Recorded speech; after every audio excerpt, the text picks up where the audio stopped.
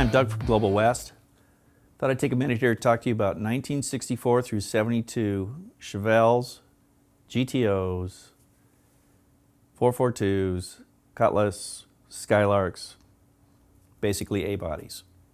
What we've got here is a tubular lower control arm for a coilover. We make a specific arm for those applications. The part number is a CTA 42H.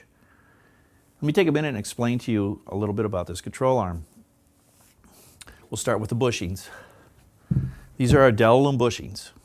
Our Del-A-Lum bushings work like a bearing. They have a 6-surface design. They have an inner rotating sleeve and they have inner and outer thrust washers. So when you torque this into the frame, which is 70 foot-pounds, this control arm will move smoothly straight up and down. These bushings literally act like a bearing. They won't allow deflection, just a straight up and straight down application. They have grease fittings. They will not squeak. The bushing internally, the housing is actually channeled for grease penetration, and the insert has also got grease grooves and holes for penetration as well going to the center pin. Very nice setup. They last a super long time.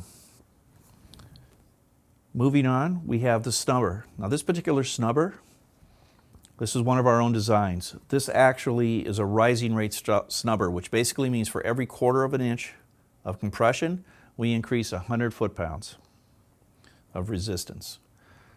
So that's really something that is unique compared to some of the other bump stops that are out there. Because a lot of bump stops just go solid. Very hard, like a urethane or whatever. Very hard, you hit it, boom. Where this one's got some compression to it, it's got some forgiveness, and it is increasing in rate as you go. So it's not that impact. We also have our sway bar end links here. This has all come standard in our kits.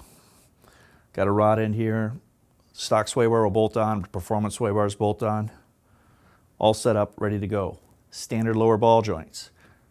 Does not require a special ball joint. When a ball joint wears out, anywhere in the country, you can find one, and it's for your application.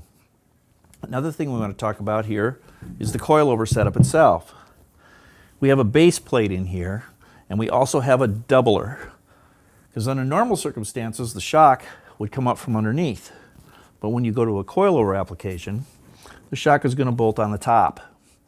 And we want to place as much load through the entire area as possible because it's holding the car up. So we use a doubler system in all of our coilover lower control arms. These are pre-assembled, ready to go. The part number is a CTA 42H. Oh, one other thing. We do not change the geometry in the lower control arm. All of our geometry is done through the upper. So your wheel is going to stay in the same location. We're not moving the ball joint forward or aft. Everything stays exactly where it is, stock. Standard spindles will bolt to it, drop spindles will bolt to it.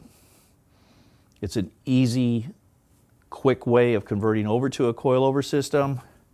You get rid of the spring pocket. If you'll notice how smooth and clean the base of the lower control arm is,